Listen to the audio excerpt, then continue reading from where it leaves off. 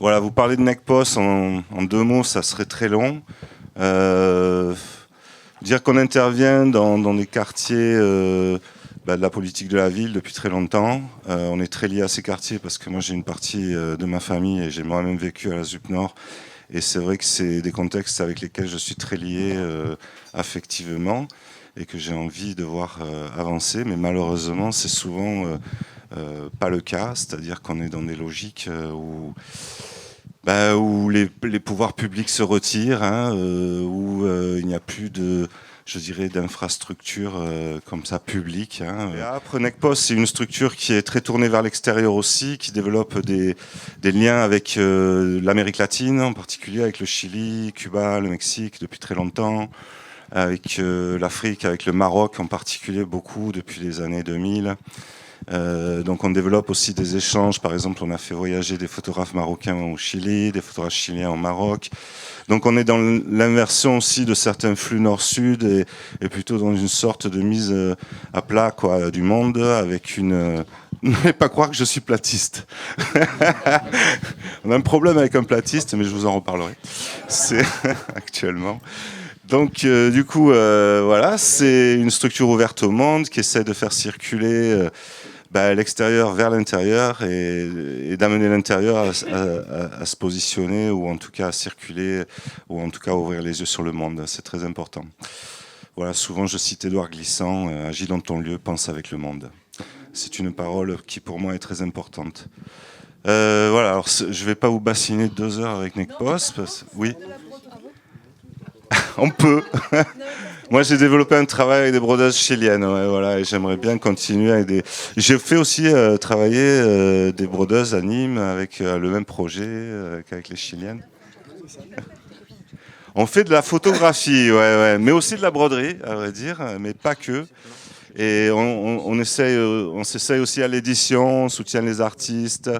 On essaye aussi de, je dirais, de donner plusieurs dimensions à notre structure et notamment le modèle économique qui a été bon, en permanence en train de se restructurer autour de certains processus et notamment on a décidé par exemple dans les années 2000 d'intégrer les processus du marché de l'art, notamment en participant à des foires, en essayant de vendre des œuvres. Tout ça, ça a été très compliqué, mais on est quand même arrivé à certains trucs. On avait vendu des œuvres à pas mal de gens, à des musées aussi, le musée du Quai Branly notamment. Voilà, c'est quelque chose qui reste d'actualité malgré que, voilà, après la crise des subprimes en 2008-2009, ça s'est un peu pété la gueule. Il y a beaucoup de galeries qui ont fermé, beaucoup de foires qui ont fermé. Voilà, mais en permanence, on réfléchit notre projet en relation avec des modèles économiques et en essayant de créer des ressources propres, voilà, qui sont importantes. On est à environ entre 20 et 30% de ressources propres quoi, par an sur des projets voilà, qui intègrent à la fois des ateliers, des commandes publiques, des travaux d'édition, etc. De la vente, bien sûr, des prestations de services, etc. Quoi, voilà. Alors c'est un projet très expérimental dans le sens qu'il n'a pas forcément eu toujours la même forme. Hein. On est depuis 3-4 ans centre d'art et de photographie, mais voilà, avant on était une association qui combattait dans les quartiers, qui essayait de faire exister la photographie à Nîmes et qui continue à le faire. L'année prochaine d'ailleurs c'est le bicentenaire de la photographie, donc on prépare un gros événement à Nîmes en association avec plusieurs institutions nîmoises. Et voilà, donc la photographie va fêter ses 200 ans 2026-2027. Rappeler aux hommes, c'est quand même important. Voilà, alors aujourd'hui, si on est rassemblés ici avec des jeunes qui sont pour certains connus de moi, notamment Othman, qui est là, et Fares, qui est actuellement en service civique, et Othman l'a été aussi dans le passé. Et d'autres que je ne connais pas, mais qui vont certainement vouloir s'exprimer. Bonjour. Bonjour.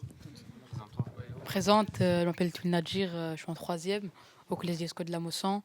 Je fais partie de l'association IPEC, je suis un jeune. Eh, Euh, allez, c'est bon, t'as passe à ton fini? voisin, Zin. Bonjour à toutes et à tous. Je suis Iyabali Boukeroucha, et en terminale. J'ai le bac, oui, la semaine prochaine, je suis là quand même. C'est autre chose. Je suis à IPEC, je suis membre du conseil d'administration ainsi que bénévole. Et voilà. moi je m'appelle Othman. Ça parle ça, ouais. C'est lui. Ouais, voilà. Bon, merci. Moi, j'ai dit que je m'appelais Othman Nari, j'ai 21 ans et je suis ancien service civique à NECPOS. Du coup, j'ai connu l'association via Fabrice Tosachi, qui est là-bas. Il se cache. Ouais, il se cache, je sais pas pourquoi il voulait pas parler aujourd'hui, mais bon, il nous fait le timide. Alors, à un moment, je suis descendu à l'association un jour et il m'a proposé de faire un service civique puisqu'il était en recherche de quelqu'un. Et c'était plus tourné vers l'informatique, c'est-à-dire tout ce qui était dans le domaine numérique et puis la photographie et tout ça. Et comme moi, ça faisait partie de mes études, donc j'ai un bac informatique système numérique, il m'a proposé. Et ensuite, j'ai fait l'entretien avec Patrice. Et puis de là, j'ai connu Patrice, j'ai connu Fabrice et j'ai fait 8 mois de service civique qui m'ont permis justement de développer mes compétences en informatique. J'ai appris beaucoup de choses chez NECPOS, que ce soit au siège du Nemosus ou que ce soit au local à Val-de-Gour. Et ça m'a permis aussi d'accompagner les jeunes justement dans le domaine du numérique, c'est-à-dire les impressions 3D, les casques virtuels. On fait un peu de l'impression aussi. On a des grandes imprimantes qui permettent d'imprimer des posters. Et tout ça, ça faisait partie justement de mes missions service civique et de l'accompagnement des jeunes qui viennent au local. Voilà. Donc bonjour, moi c'est Fares Gaouti. Il marche ou pas? Ah, ok, c'est bon. Donc j'ai 18 ans et je suis en service civique à NECPOS depuis le 24 octobre 2024 et il s'arrête le 24 juin 2025. Dans 2 semaines.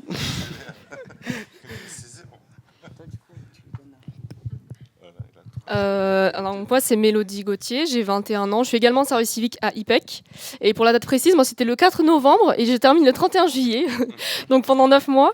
Et moi je me charge du côté communication et citoyenneté de l'association, donc la communication aussi bien sur les réseaux sociaux, d'où ma présence aussi, je vais pouvoir donner mon point de vue en fonction de nos interactions et des sujets qu'on va aborder par rapport à cette approche-là. Newsletter, donc c'est les emailing, la communication numérique, les photos, vidéos, enfin je participe à des événements, j'écris des articles. Et il y a également du coup la présence en personne, les interactions dans le quartier, aller dans les structures pour distribuer des affiches, des flyers, etc. Et je viens aussi en aide aux autres pôles de l'association IPEC en fonction des besoins et du coup notamment aussi en citoyenneté avec les fameux arpentages et rencontres littéraires que j'ai pu participer et animer. Et également d'autres projets citoyens que IPEC a menés, en tout cas durant ma présence toute l'année depuis que je suis là en service civique. Et voilà pour ma présentation. Voilà, dire que aussi on a intégré Peuple et Culture il y a peu de temps, nous. C'est une association qu'on connaissait, une union qu'on connaissait, qui était présente à Nîmes avec Peuple et Culture Gare, qui, je ne sais plus s'ils sont là, ou si, il y a Johanna là-bas, ouais. Donc du coup, voilà, on côtoie Peuple et Culture depuis longtemps, mais c'est vrai que ce qui a déclenché notre volonté d'adhérer, c'est de travailler avec Peuple et Culture Cantal. Donc à Aurillac, où on a monté un projet autour de la photographie chilienne, qui a été un grand moment, au moment du cinquantenaire de la mort de Salvador Allende. Et voilà, ça a déclenché chez moi l'envie de me rapprocher de Peuple et Culture et de participer à ça, voilà, avec notre identité propre. Hein. Ça, je trouve que ça c'est bien, Peuple et Culture, de pas forcément avoir à se fondre dans un moule précis et de garder, je dirais, nos modes de fonctionnement, etc. Quoi. Donc on est assez libre, comme vous pouvez l'imaginer. On a une existence très rattachée à notre contexte et aux autres structures avec lesquelles on travaille beaucoup. On intervient auprès de tas de structures différentes, donc dans des contextes éducatifs et autres, sociaux. Voilà. Un petit jeune aussi en service civique qui est là, auquel je vais donner la parole. Non, il a déjà parlé, mais bon, vous le connaissez, donc Jean-Marc Adolphe, qui interviendra, j'imagine, pour la question qui nous préoccupe, qui a intégré, je dirais, NECPOS il y a quelques années déjà. Notre présence sur les réseaux sociaux, elle est déjà ancienne, hein. Ça doit dater de la fin des années 2000. On a commencé par Facebook, après, petit à petit les autres, Instagram, alors, YouTube aussi. On n'est pas super non plus actif, mais bon, quand même. Voilà, bon, moi j'y comprends pas forcément tout, hein. Je crois que d'ailleurs, voilà, l'intérêt de cette table ronde, on en a parlé aussi avec Othman, c'est à un moment donné de vous donner la parole, d'essayer de croiser nos idées, nos impressions par rapport à ce phénomène des réseaux sociaux et de leur impact actuel sur nos vies directement, sur le futur, hein, sur ce qui se joue actuellement. Je le disais tout à l'heure à Fatia, mais bon, c'est vrai que pour moi, c'est comme un peu le Far West, quoi, hein, c'est-à-dire qu'il y a très peu de règles, très peu d'éthique, hein, très peu de politique dans le sens de contrôle politique de ces outils-là, où le contrôle politique est effectué par des gens qui ont énormément de moyens, et comme Musk par exemple, qui à un moment donné va imprimer dans ces réseaux sociaux ce qu'il veut avancer comme, je dirais, idéologie. Donc ça, c'est très très très préoccupant. Et voilà, je vais peut-être donner la parole à Othman, peut-être tu veux t'exprimer par rapport à ça. C'est ça? Il a parlé de Musk spécifiquement, mais... Elon Musk. Je suis pas préféré. Oula, attends. Là, il va faire du trajet. Alors, en termes de réseaux sociaux, moi, mon avis sur les réseaux sociaux, c'est que c'est un peu comme tout, c'est-à-dire on peut s'en servir pour les bonnes comme pour les mauvaises choses. La bonne information, par exemple, elle est divulguée par justement la vérification des sujets. C'est-à-dire qu'il y a des personnes, justement avec les réseaux publics tels que Instagram et Snapchat et tout, ils peuvent inventer n'importe quel sujet. C'est-à-dire, peu importe le sujet, ils peuvent avoir des fausses informations. Donc moi, personnellement, j'ai des personnes que je suis qui sont très fiables, c'est-à-dire via les réseaux sociaux qui sont très fiables, qui sont connus justement pour une bonne information. Ils ont justement l'information, c'est-à-dire ils ne se basent pas sur les fausses informations. Ils vérifient justement leurs sources et ils donnent justement ce qui est dit le plus, parce qu'une information c'est ça, c'est ce qui est rapporté le plus et qui est justement vérifié par derrière. Donc moi j'ai deux personnes, c'est-à-dire j'ai un youtubeur qui s'appelle Hugo Décrypte, qui vraiment envoie justement des informations et qui est tout le temps à la page. C'est-à-dire il sort des vidéos tous les jours sur le sujet d'actualité. Et par ailleurs aussi, j'ai un youtubeur aussi qui fait beaucoup de live par rapport à la politique et qui aussi se base sur des faits d'actualité, qui s'appelle Bassem. Certains connaissent ou d'autres non, peut-être pas. Alors il dit pas toujours des bonnes choses, mais il essaye de s'intéresser un peu à tous les sujets. Et voilà.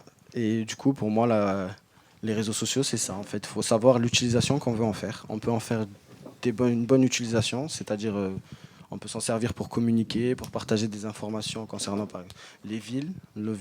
Par exemple, moi je sais qu'à Nîmes, on s'en sert beaucoup pour tout ce qui est festival, tout ce qui est les fêtes organisées pour le quartier, tout ce qui est justement des expositions de NECPOS ou d'autres organismes.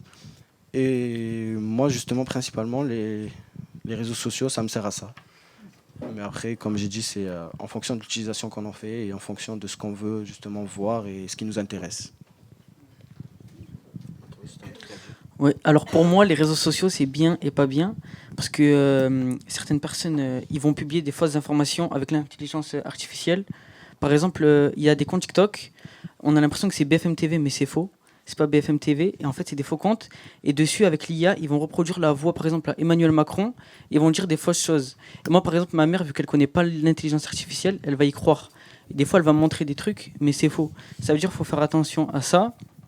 Et après pour moi les bons points, c'est que par exemple comme il a dit Othman, quand on va dans d'autres villes, grâce à TikTok par exemple à Montpellier, je connais pas de bonnes adresses où manger, et ben j'ai marqué genre adresse où manger à Montpellier, et ben je vais avoir des bons restaurants. Après je vais me baser sur les avis.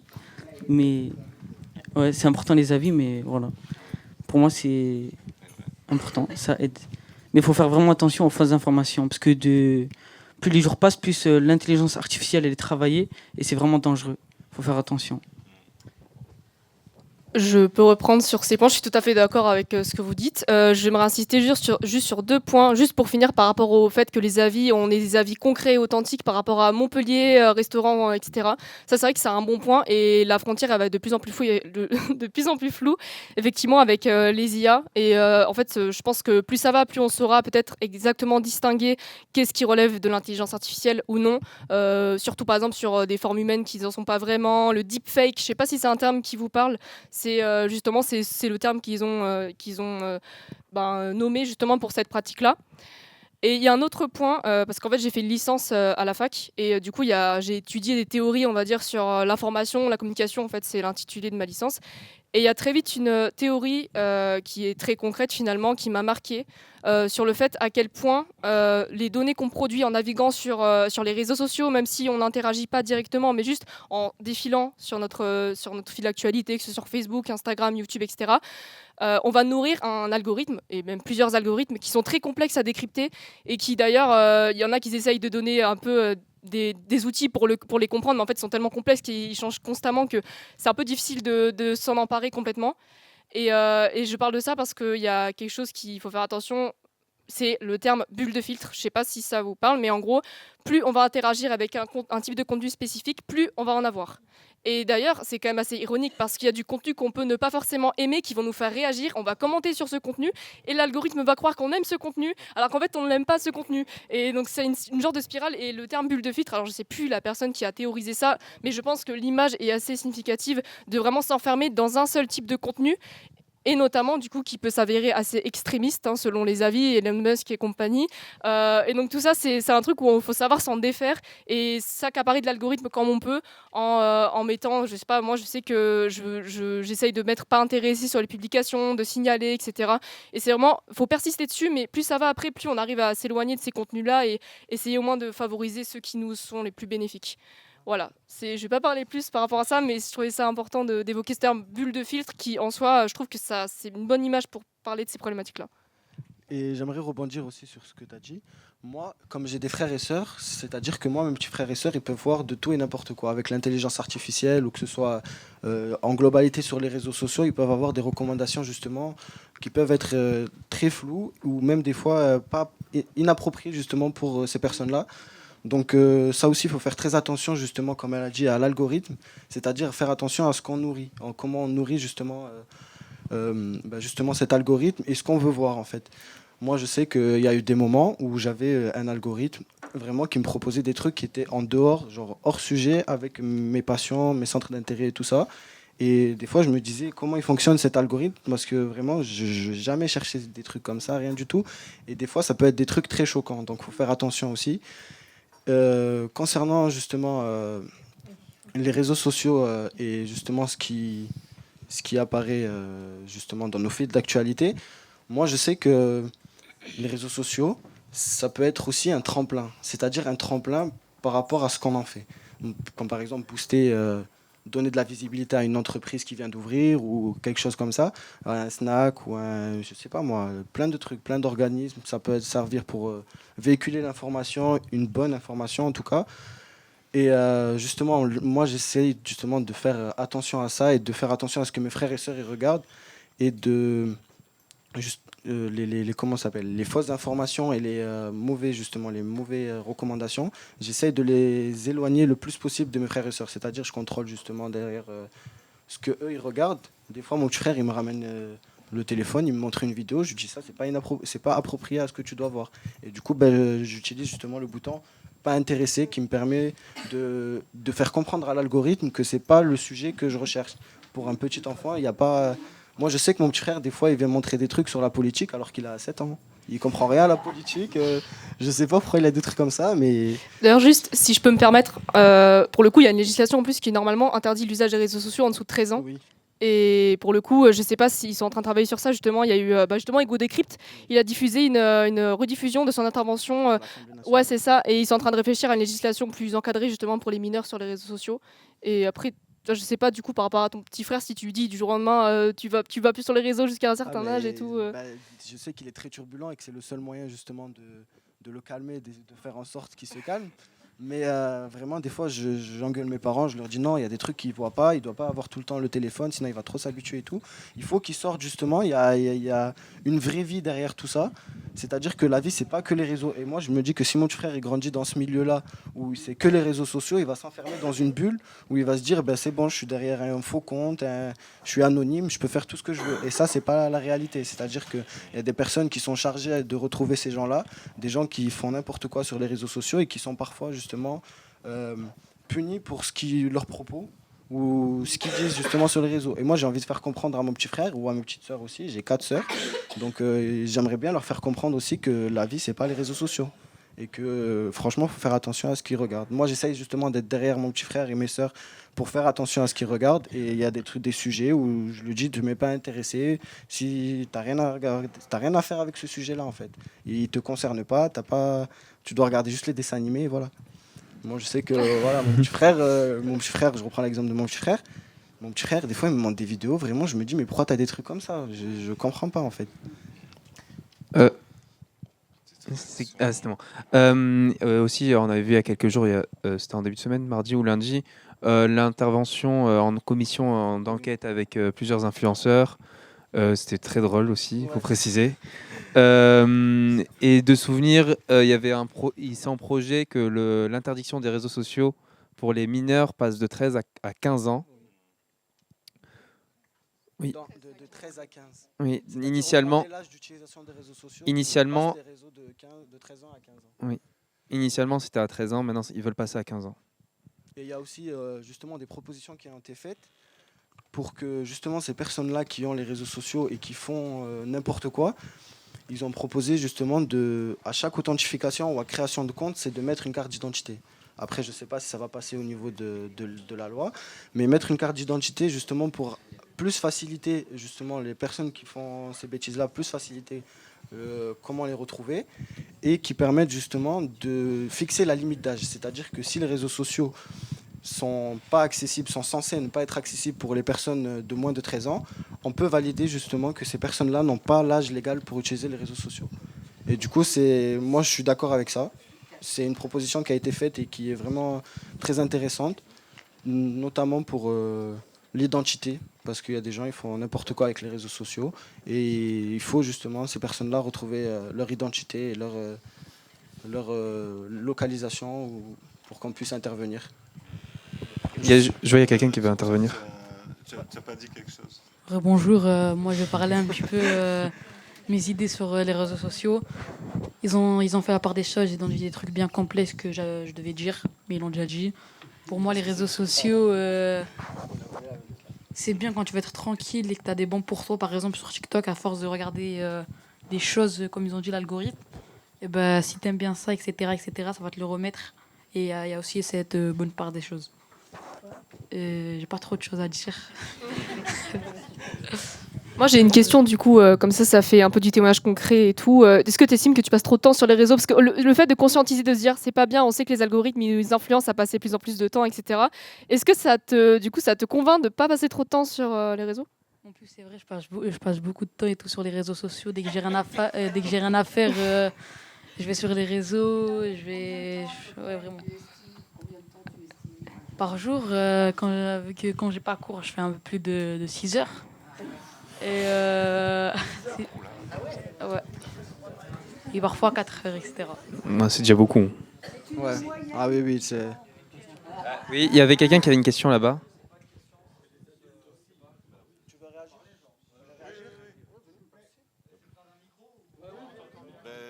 Pas de micro sans fil.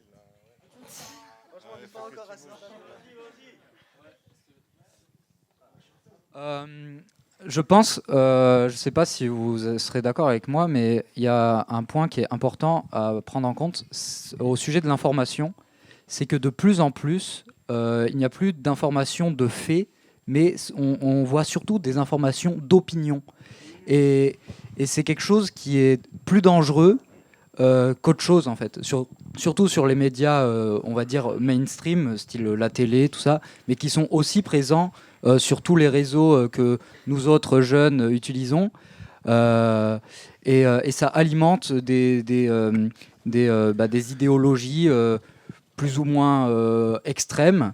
Et c'est là, je pense, une problématique. Et aussi, ça alimente la dépendance, ce besoin constant d'information, de stimulus, voilà, de toujours scroller à l'infini, parce qu'on n'a rien d'autre à faire, mais en soi, il y a des informations plus intéressantes qu'on pourrait trouver autre part, style, je sais pas, des livres, ou même de la bande dessinée, ou même écouter, je sais pas, FIP, la radio, des podcasts, ou même voilà, de la philosophie, enfin, bref. Mais voilà. Moi, je vais rebondir sur un sujet. Merci, à l'année prochaine. J'avais voulu dire ça aussi tout à l'heure par rapport à mon ressenti des réseaux sociaux. Les réseaux sociaux ont multiplié le nombre d'informations qu'à la base qu'on voyait sur les médias de mainstream. Ça nous a, déjà, tout d'abord, ça nous a mis plus facilement en lien avec le reste du monde. Personnellement, je pense pas que sans les réseaux sociaux, je sais pas ce qui se passera en Indonésie. Grâce aux réseaux sociaux, j'ai appris que l'Indonésie a changé de capitale. Ce n'est plus Jakarta. Oui. Et malgré cette multiplication d'informations, il y a une multiplication, ça veut dire de fake news. Et surtout avec l'arrivée des IA, la multiplication a été encore plus grande. Alors, je vais d'abord rectifier une fake news.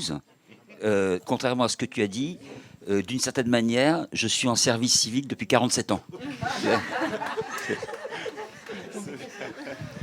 Et si j'interviens là maintenant, Fatia m'a demandé, parce que, je vous préviens à l'avance, je vais utiliser un gros mot. Hein.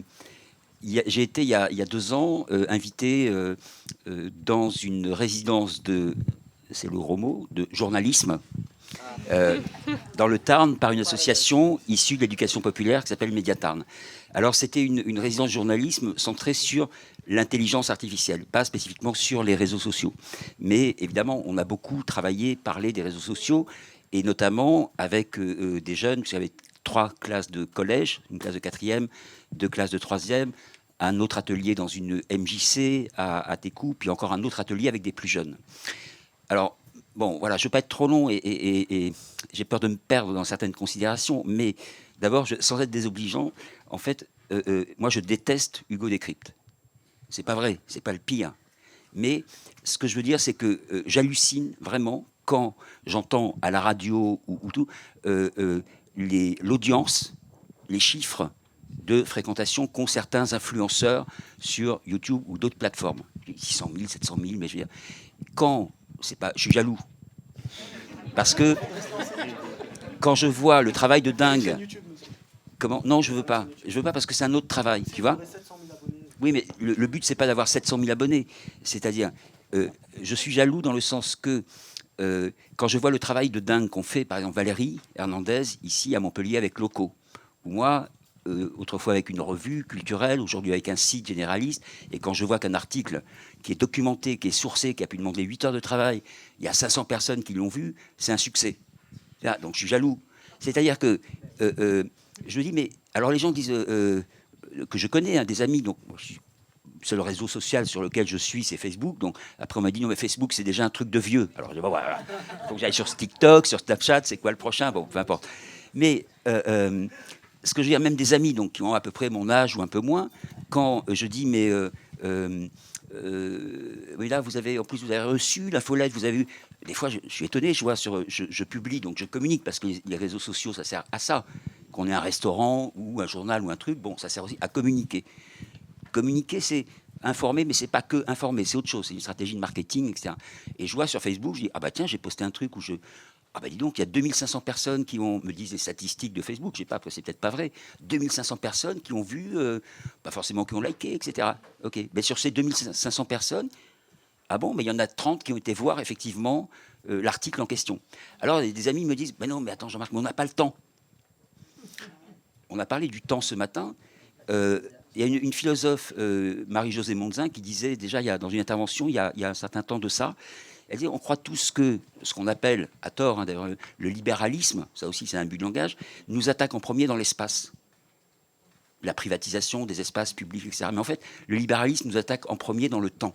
Et donc, ce que tu as dit, tu es en troisième aussi, c'est ça. Donc moi j'ai eu aussi des élèves, enfin des élèves, je ne suis pas prof, hein, et notamment dans cet atelier MJC, je leur demande, bon voilà, c'était des vacances, combien de temps en moyenne vous passez sur ou Snapchat, TikTok, etc. Et c'est effectivement, tous, ils disent, et ils ne sont pas stupides, hein, je veux dire, 5 heures, 6 heures. Je dis, waouh, mais vous rendez compte du temps qu'on vous vole? Alors, vous avez parlé des algorithmes de recommandation, qui est un vrai problème. Et personne ne sait comment ça fonctionne. Avec les collégiens, c'est eux qui ont fait un entretien avec un chercheur qui est à Toulouse, qui s'appelle Gilles Trédan, qui travaille depuis 2 ans, 3 ans, spécifiquement sur ce qu'il appelle la boîte noire des plateformes et des réseaux sociaux. Et il dit, on ne sait pas, on n'arrive pas à comprendre comment ça fonctionne. C'est un mystère. Ce que l'on sait, c'est que les algorithmes de recommandation décident à votre place. Alors, qui est-ce qui a parlé de l'Indonésie? Voilà. Si tu es curieux, tu dis, et peut-être parce que tu es d'origine indonésienne, ou que tu as un intérêt particulier pour te dire, ah, bah tiens, je vais chercher, je fais moi la recherche, tiens, qu'est-ce qui je suis curieux, qu'est-ce qui se passe en Indonésie ou en Mongolie? Alors oui, les réseaux sociaux et Internet, puisque tout ça se nourrit, permet effectivement, moi je ne suis pas contre Internet ni les réseaux sociaux, je veux dire, à votre âge ou quand j'étais plus jeune, il n'y avait rien de tout ça, donc il fallait aller à la bibliothèque municipale ou au CDI.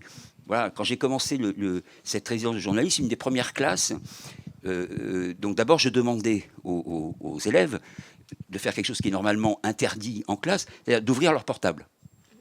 Pas pour, voilà, encore que, pourquoi pas, mais pour aller chercher des informations. Et c'est de faire, on improvisait un petit comité de rédaction, tiens, c'est quoi l'information qui intéresse, etc.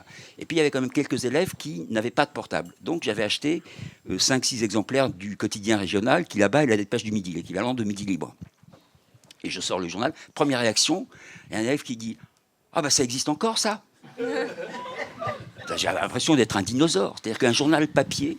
Donc, pardon, je suis un peu en train de me perdre, mais ce problème, au-delà des algorithmes de recommandation, qui créent de l'addiction. Et en fait, voilà, c'est le même problème que ça. C'est-à-dire, une fois que vous avez commencé à fumer, vous avez commencé à fumer à 12 ans, la nicotine qui est contenue dedans a été mise dedans exprès par les fabricants de tabac pour vous rendre addict. Bah si, c'est de base dans le tabac, la nicotine. Oui, mais ouais. Les fabricants de tabac savent depuis le début que c'est cancérigène, etc. Ils ont planqué les rapports. Donc là, on va s'apercevoir dans 5 ans, 10 ans que cette addiction... Parce que quand tu parles, je ne sais pas si tu es sur Snapchat ou TikTok, effectivement, quand tu scrolles, bon, ça défile, et c'est effectivement addictif. Et c'est difficile de s'arrêter. Donc, alors, pardon, j'ai l'impression d'être déjà trop long. Ce que je veux dire, c'est qu'il y a un problème... qui est que, en France, mais ça doit être vrai aussi dans d'autres pays européens, il n'y a pas, à l'école, dans l'éducation nationale, il n'y a pas véritablement d'éducation aux médias. Oui. Tu vois? Donc, il y a quelques dispositifs expérimentaux qui existent, mais bon, il n'y a pas d'éducation aux médias. C'est-à-dire, quand vous parlez, c'est une très bonne question, comment reconnaître une source? Est-ce que ce que nous dit un réseau social est vrai ou pas? Alors maintenant, l'intelligence artificielle fait des progrès. Par exemple, ChatGPT, même ChatGPT, maintenant, si vous posez une question, ChatGPT affiche les sources. Donc vous pouvez voir si ça vient du Monde, du New York Times ou d'un truc complotiste. Voilà, il faut encore avoir... Et donc, il devrait y avoir à l'école des cours, et l'éducation populaire, du coup, fait ça, des cours de curiosité. C'est-à-dire comment on nourrit individuellement et collectivement sa curiosité. Comment, en ayant cette curiosité un peu renforcée, on va être un peu prudent par rapport à ce qu'on voit, etc. Et voilà, peut-être j'irai un truc après, parce que là, je suis trop long. Il y avait une question de Thelma là-bas, d'abord.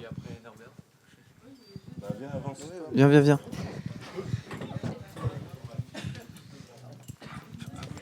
C'est bien ça, pourquoi pas? C'est super. Moi, je suis Thelma, je suis en service civique à IPEC depuis novembre, et voilà, au TLC, en agriculture. Depuis 46 ans aussi, non? Oui, depuis 46 ans aussi, voilà. Je dessine très très bien. Je voulais prendre la parole parce que moi, je me suis vachement intéressée à la question des réseaux sociaux parce que c'est quelque chose qui est hyper angoissant dans l'actualité aujourd'hui. Et j'ai regardé un documentaire sur Arte Trax qui s'appelait La mort d'Internet. Et en fait, dans ce documentaire-là, ils expliquaient que Internet était en train de se faire reprendre énormément par les bots et que les personnes physiques, quoi, comme nous, étaient de moins en moins sur les réseaux sociaux. Et que du coup, les bots, ce qui est dangereux, c'est que c'est des robots et que ces bots-là, ils n'ont pas de conscience. Et du coup, ils peuvent se faire racheter par des populations, des partis politiques, des trucs comme ça qui, eux, vont faire de la propagande cachée sous, du coup, le truc de les réseaux sociaux et de l'IA.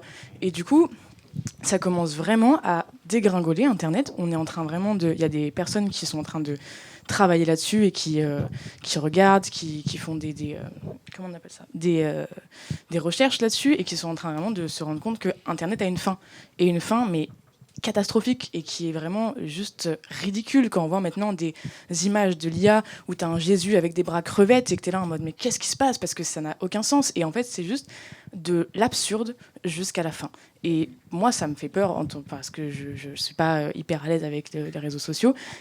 Mais il y a aussi un truc qui est hyper cool parce que ça peut être un petit journal intime avec tes copains, tu postes tes photos, tes petites vidéos, etc. Mais c'est en train de tomber dans un cercle très malsain, je trouve. Et du coup, c'est la protection de ces IA, la protection de ces bots, elle ne se fait pas parce que oui, il n'y a pas de connaissances réelles et il n'y a pas d'apprentissage des médias. Donc voilà, c'est tout ce que je voulais rajouter. BOT. J'ai vu qu'il y avait une main qui s'était levée, c'était qui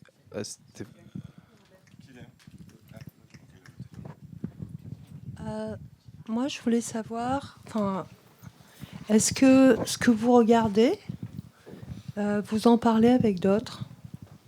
Parce que souvent, pas que les jeunes, parce que là vous êtes jeunes, mais les gens en général, quand on est sur Internet avec notre téléphone, on est tout seul. Et moi, je me demandais si vous, ce que vous voyez, vous en parlez avec qui? Enfin, sans être indiscrète, oui. C'est pas ça. Et l'autre chose qui m'étonne, moi aussi, alors je connais pas trop les influenceurs parce que rien que le mot, ça me dégoûte un peu. Oui, non, mais ça me donne un peu envie de vomir en fait. J'ai pas envie d'être, même si je suis influencée comme n'importe qui, mais je trouve bizarre ce mot-là. Le fait d'être un influenceur, c'est à la fois très marketing et puis voilà, je trouve ça étrange. Et souvent, c'est des gens tout seuls. Enfin, en tout cas, de ce que j'ai compris, qu'on voit tout seul, voilà. Ça dépend, ouais. Enfin, la figure est seule, un peu solitaire. Si vous connaissez d'autres modes qui sont pas justement où on n'affiche pas une personne seule, mais une équipe, je serais intéressée aussi de savoir si ça existe ou pas. Voilà. D'accord. Moi, je vais répondre à la question déjà avec qui j'en parle. Les réseaux sociaux ont développé un truc qui s'appelle la communication à distance. C'est-à-dire qu'on parle par message, on envoie des vidéos. C'est justement le thème des vidéos virales. C'est-à-dire une vidéo qui a été repartagée chez plusieurs personnes et par plusieurs personnes aussi. Donc moi je pense que ça a créé un phénomène où on envoie une vidéo et puis on débat directement par message en fait, à l'écrit. On n'a plus cette interaction comme je veux dire à l'ancienne, mais ça change rien, on peut très bien l'avoir aujourd'hui. Mais cette interaction avec justement comme si on était assis autour d'une table avec un débat et un sujet principal. En fait ça crée de la distance. Mais de la distance un peu paradoxale puisque ça réunit justement beaucoup de monde. C'est-à-dire que le moindre truc, si on a besoin du moindre truc, on peut prendre son téléphone et passer un appel ou envoyer un message à n'importe qui. Donc moi je pense que ça a divisé et réuni en même temps. C'est-à-dire que ça a créé de la division. Les gens ont plus la flemme de se déplacer, par exemple, juste pour voir la famille. Moi, je sais que ma grand-mère, elle habite à côté de chez moi. Et la plupart du temps, quand elle a besoin de moi, elle m'appelle. Genre, elle va pas se déplacer pour voir mes parents et tout. Elle m'appelle. Donc, je pense que ça a créé aussi un truc un peu triste qui sépare justement, que ce soit familial ou amical, qui sépare justement la relation avec les personnes. C'est-à-dire, comme vous avez dit, que moi, par exemple, maintenant, quand j'ai besoin de quoi que ce soit, j'ai ChatGPT. J'ai plus besoin d'aller demander à ma tante ou à ma grand-mère ou quelque chose, en fait, un sujet. Donc ça aussi, c'est un des points négatifs que je pense, mais je pense que ça a permis aussi justement de réunir les personnes qui sont très très loin. C'est-à-dire, moi, j'ai de la famille en Espagne, j'ai de la famille en Suisse, ça me permet justement de les voir sans pour autant, je vais extrapoler, mais sans pour autant dépenser un sou pour me déplacer. Vous voyez ce que je veux dire? Donc voilà, je pense que ça a créé justement de la division, mais que ça a réuni en fait paradoxalement un peu tout le monde. Par rapport à ce que vous dites, moi je suis très récemment ce qu'on appelle un promeneur du net. Donc je m'appelle Kader, je suis animateur jeunesse à IPEC. Et je suis depuis très récemment promeneur du net. Donc promeneur du net, je ne sais pas si vous savez ce que c'est les jeunes? Non? Alors, promeneurs du net, c'est des personnes référentes, adultes, de structures par exemple, qui sont sur les réseaux avec leur pseudo, avec leur prénom, marqué pseudo PDN34 sur leur pseudo, et qui peuvent interagir avec les jeunes. Voilà, donc on est des référents sur les réseaux sociaux. C'est exactement ce que je fais quand je suis dans mon accueil jeune, mais là je le fais également sur les réseaux. Donc quand les jeunes ont des questions à poser, ils ne sont pas obligés de venir me voir à l'accueil jeune à IPEC pour me parler, ils peuvent me parler directement via les réseaux. Et on utilise la plupart du temps leur réseau à eux. Et là, leur réseau pour communiquer, à 11-15 ans, ça va être Snapchat. Bon, nous, on avait décidé de faire un débat, mais on va enchaîner peut-être sur ces réseaux. Bernard, vous avez travaillé à la CAF. Aujourd'hui, vous êtes quelqu'un qui regarde et a expertisé la question de l'éducation populaire.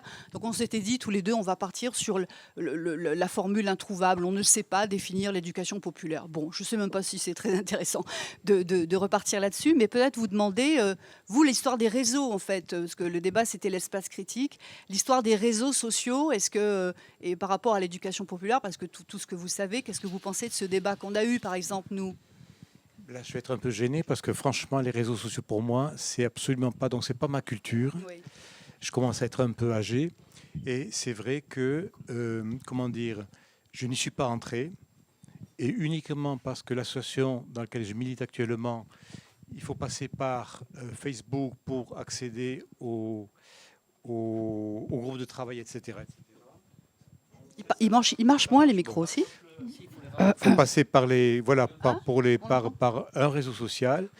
Et donc, il y a des personnes de ma connaissance qui, voyant mon nom, m'envoyaient des messages pour me dire c'est fabuleux, etc. Je dis attendez, stop, désolé. Moi, c'est uniquement donc à sens unique, c'est-à-dire avec une association. Mais après, franchement, c'est pas ma culture. Oui, oui. Alors, j'ai été très attentif à tout ce qui s'est dit là parce que, effectivement, je vois bien, entre guillemets, je dis pas le fossé. Oui. Mais entre ce que l'information, c'était les journaux, oui. C'était les revues, c'était les livres, etc. Bon, la télévision aussi, mais certainement pas les réseaux sociaux. Alors, il y a des choses des réponses que j'ai trouvées très intéressantes, ou en tout cas des avis que j'ai trouvés très intéressants, d'autres qui peuvent être aussi parfois un peu dangereux ou ambigus, parce que sans porter de jugement de valeur, mais quand on dit j'ai confiance dans cet influenceur parce que ce qu'il dit est vrai, qu'est-ce qui prouve que ce qu'il dit est vrai? Quand ce qui a été évoqué par où est-ce qu'il est? Par Jean-Marc, oui. Par Jean-Marc, quand il parle du temps qu'il passe rien que pour essayer de vérifier une information, etc. Et quand on voit des influenceurs qui, du jour au lendemain, ont des opinions sur tout, on peut se poser la question sur d'où vient, leur opinion. C'est une opinion éventuellement purement personnelle. Ont-ils eu la possibilité de s'informer? J'en doute fort, parce que très souvent, ça fonctionne aussi par pair. Ça signifie que on va regarder une information chez quelqu'un, ce quelqu'un, on lui fait confiance, et donc on la reprend sans véritablement aller voir véritablement au fond des choses. Et c'est peut-être un biais que je trouve très très dangereux, surtout quand il y a des jeunes, quand tu dis que tu passes entre 4 heures et 6 heures par jour, quoi. Parce que si c'est vrai que c'est ainsi que se font les références que l'on peut avoir en termes de culturels, en termes idéologiques, en termes même politiques, je crains un tout petit peu pour justement avoir et là on est loin pour moi du champ d'éducation populaire, où l'enjeu de l'éducation populaire, c'est faire en sorte que les personnes soient en capacité, à un moment donné, d'apprécier et de formuler un jugement critique sur ce qu'ils ont entendu. Et en ce sens, moi, comment dire, s'il y a une seule expérience que je mettrais en avant donc, au sein de l'éducation populaire et de PEC, puisque il n'y a que IPEC qui l'a mis en place donc, sur la région, c'est l'Université du citoyen, animée très très très longtemps par Olivier. Voilà, par Olivier. Ça existe toujours Ça existe toujours. Où il est Ça existe, comment dire, ça fait, ouais, ben oui, c'est plus d'une vingtaine d'années, puisque c'est parti en gros, c'est une expérience qui était déjà menée donc, dans une autre région, la région du côté de PACA, avec, et ça avait été financé aussi par les pouvoirs publics. Ah oui. Et il y a une circulaire Jospin, je ne sais pas si de quelle année, j'ai plus en tête, hein, sur la politique de la ville. Donc il a fait une lettre qui accompagnait la circulaire sur cette politique de la ville. Et il y avait un paragraphe à la fin de sa lettre sur lequel il indiquait qu'il était important aussi de prendre en compte la parole des habitants. J'ai bien l'impression que la plupart du temps, les institutions ont regardé peut-être le contenu, non pas de la lettre, parce qu'après ça, il y a eu beaucoup de mal pour faire financer donc, ce type donc, d'initiative, hein, l'Université du citoyen. Mais on était encore à une époque où, alors je ne vais pas faire le vieux combattant, mais les services de l'État avaient encore une existence et un poids sur les quartiers. Et c'est vrai que on avait encore donc des gens qui sortaient, qui allaient sur les quartiers, qui venaient discuter, qui allaient dans des réunions sur les quartiers avec les associations. Alors c'est moins possible maintenant, à la fois parce que le champ d'intervention de l'État il s'est sacrément réduit, que même si les compétences ont été dévolues ensuite, conseil général, puis conseil départemental, voire agglomération, ville et compagnie, c'est vrai que moi, ce que je trouve, alors c'est une évolution qu'on a un tout petit peu donc évoquée, hein, c'est que moi j'ai vécu dans mes différentes professions le passage de la subvention. Ça signifie qu'à un moment donné, une institution apprécie un projet et ce projet elle dit banco, je suis d'accord, je le soutiens. Et petit à petit, ces subventions, sont traduites plutôt par des prestations de services. Une prestation de service, on n'est pas libre. Ça signifie que ce n'est pas le projet que l'on porte qui va être soutenu, mais ce que va en dire et ce que va proposer donc l'institution, auquel cas, et en plus, voilà, c'est une commande, quoi. Et donc là, c'est à signifier aussi pour partie une vie associative qui est portion congrue, puisque de fait, toute la richesse qu'on peut avoir dans une association, eh bien, ce n'est pas forcément cette richesse-là qu'il faudra vendre et qu'il faudra donc montrer. Et donc là, de plus en plus, il faut avancer masqué. Ça signifie que si on veut être financé, il va falloir à un moment donné regarder, bon, moi j'ai un projet qui est rond, là on me propose une boîte qui est carrée, comment je fais pour y rentrer? Surtout si le diamètre de la bille est plus important. Et donc, c'est ça qui est dangereux parce qu'il ne peut plus y avoir après de relations de confiance. Parce que si on est obligé de masquer ce que l'on veut faire pour que ça rentre dans toutes les arcanes donc, publiques, on va se retrouver donc avec un écart entre ce que pense l'institution qui dit oui, bon, ça va, il va faire ça, et puis ce qui véritablement va se faire et qui correspond peut-être beaucoup plus aux attentes du public. Et après, s'il y a un contrôle et puis que ce qu'attend la puissance publique, il ne la retrouve pas, c'est là où il peut y avoir ensuite, voilà, ben non, vous ne répondez pas à ce qu'on vous a demandé et donc on ne finance plus. C'est dans le débat, petite intervention slamée.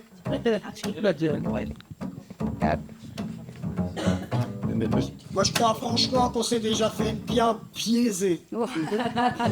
Tout ce qu'on raconte depuis tout à l'heure, ça profite à Silicon Valley. T'as du mal à l'avaler, mais tant qu'il n'y a pas France Net. Pour être honnête, comment tu veux qu'on se fiance sur la bonne fréquence? En ce moment dans le monde, c'est déviance et décadence. Alors, avant d'aller faire tes courses, vérifie bien tes sources. Moi, je suis un conteur, je suis comme le petit-fils du comte de la crypte. En fait, Hugo de la crypte, il se base sur l'AFP. C'est vrai, mais ça, il y a un truc que j'aime pas. C'est les gens qui sont contre le métissage et qui sont racistes comme Bassem. Et qui portent leur croix. Crois-moi, je proteste dans 1000 ans. San Diego, San Remo, sans rémission, j'ai les mots pour ça. Geste vivant, c'est cruel, hein, c'est la citadelle de Babel. Mais ce qui m'écoeure, c'est qu'on est en manque de marteau speaker. Les vidéos et les enfants, je regarde les débunkers. J'y crois pas, c'est que des mythos, et vous le savez par cœur. Alors, faites ce que vous voulez, mais s'il vous plaît, essayez de limiter et de réduire ce temps passé pour se scotcher devant un smartphone. Ah mais tu déconnes, y a des vrais gens qui raisonnent devant toi. Parfois, je vois même à Paris dans le métro, des gens sont en train de crever, les gens sont scotchés, en train de scroller. Non mais c'est vraiment sans empathie. Et en partie, ça fait monter le nationalisme des soi-disant patriotes qui sont répartis à cause de la perte de souveraineté. Vous le savez, c'est un autre sujet d'actualité, mais je vais pas m'égarer dans les problèmes géopolitiques du monde. Je suis comme 007 James Bond, mes idées abondent. Mais en ce moment c'est un peu nauséabond, vous le savez, ah bon? Donc je fais vous les enfants, j'éteins mon téléphone et je fais attention.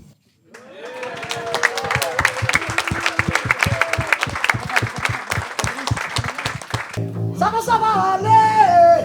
Ça va aller! Ça va aller! Oh, happy birthday! Peuple et culture, happy birthday! T'as 20 ans, on a signé. Ça va aller. Ça va cavaler dans les vallées sans se faire parler et avaler sa carte Visa, nous voilà. Tu veux voir photo? Tu veux me snapper? Ouais. Tu veux me toquer? La haï, ouais, haï. Non, mais ça prend bien sûr. J'ai appris des trucs sur l'Indonésie, les pays où personne ne se les pèle. Pays parfois archi aux 1400 archipels. Ouais, là t'en apprends bien. Combien de temps il me reste? Au moins 2 minutes. Et puis c'est tellement interactif sans titre que je peux même parler avec le moral d'être de l'histoire. Ah, moi je vais remercier Fatia qui m'a invité. Il peut m'applaudir vraiment.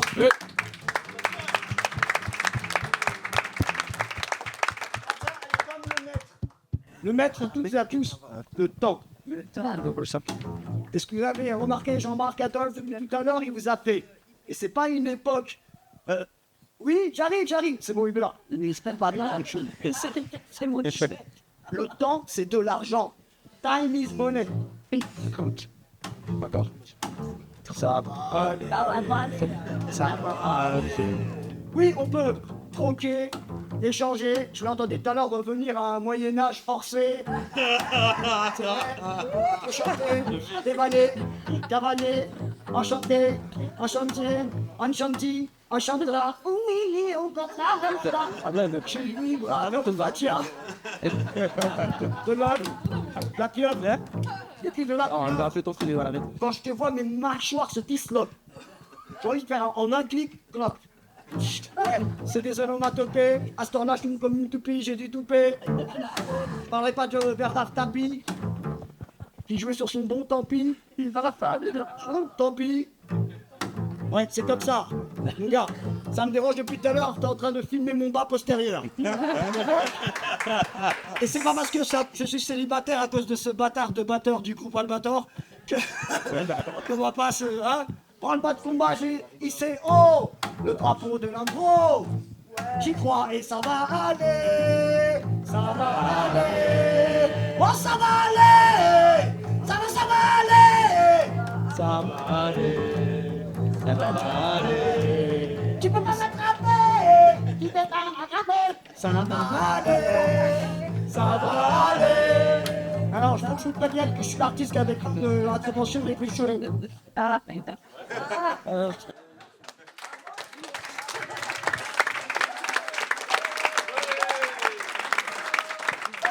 va aller.